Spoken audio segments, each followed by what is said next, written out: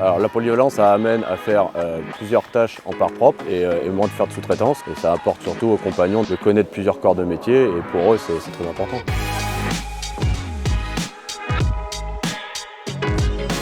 C'est de pouvoir s'adapter, réagir très rapidement, être capable de prendre un compagnon pour faire un témoin de fenêtre, imaginons, ou réagir à une problématique sur une porte, alors qu'il est lui-même en train de maçonner normalement. Ça permet une meilleure maîtrise du planning, des coûts. C'est un engagement de qualité aussi, puisqu'on a donc tous des compagnons bien formés et qui font du travail de qualité. Et quand on a besoin, par exemple, il y a un gars qui est malade, on peut enlever un gars qui est aux fenêtres, qui a fait des gros œuvres, qui peut aller faire la maçonnerie qu'on a à faire et vice-versa. On peut nous mettre où on veut. Et il n'y a pas besoin de faire appel à un sous-traitant, co-traitant, tout ça.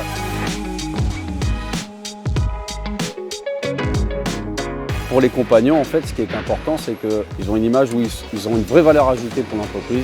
Ils peuvent passer sur différents métiers. C'est beaucoup plus enrichissant pour eux aussi. Il y a moins d'ennuis. C'est bien parce qu'on ne fait pas tous les jours la même chose. C'est intéressant et ça nous apporte un plus. Apprendre à tout faire, c'est superbe quand même.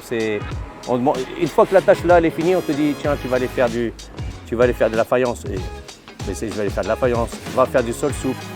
On va faire de la menuiserie. Ça veut dire qu'on touche un peu à tout, on est comme un couteau suisse, on sait faire un peu de tout. Si on est coincé sur un poste, ils savent qu'ils peuvent nous remettre sur un autre poste pour avancer, comme ça le chantier n'est jamais arrêté. La polyvalence ici, c'était de faire de la peinture, du carrelage, faïence, pose de balcon, des fenêtres PVC, habillage intérieur et tout ce qui était sol, plomberie.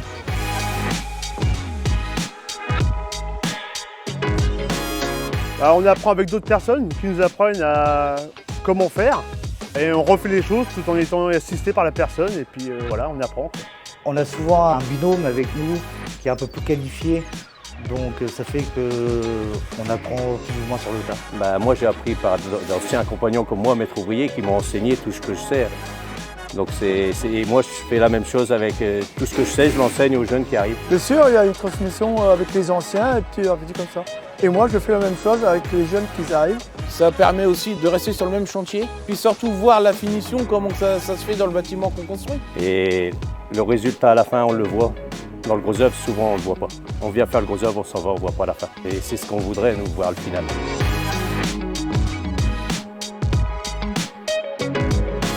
Pour voir les effets que ça a, on a juste à parler à nos clients, à nos architectes, à nos fournisseurs.